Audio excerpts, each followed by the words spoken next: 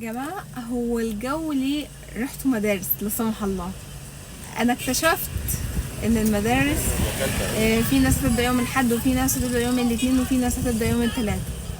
خلاص الحمد لله المدارس هتبدا، بس الجو غيم، ودي اسطوره عندنا او حاجه كنا معتقدينها مجرد واحنا صغيرين، يعني مجرد لما المدارس جت او دخلنا المدارس يعني الشتا جه فكناش بنعترف بحاجه اسمها خريف، بس فعلا الجو مغيم قوي. بصوا والله مغيم بس التصوير مش جايب.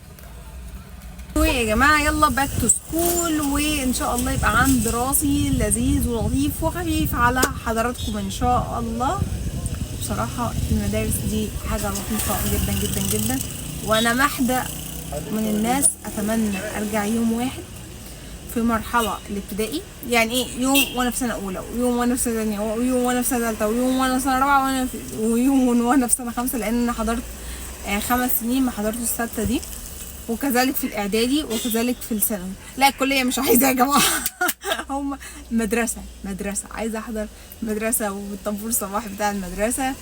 كنا زمان فاكرينها ان دي اصعب مرحله، وامتى نكبر بقى ونخلص المدرسه ونخلص من زن الابله بتاعتنا او المس ونخلص من ده كله. طلعت لما كبرنا وفهمنا الحقيقه اكتشفنا ان دي كانت احلى مرحله في حياتنا، وكنا نحمل هم اي شيء.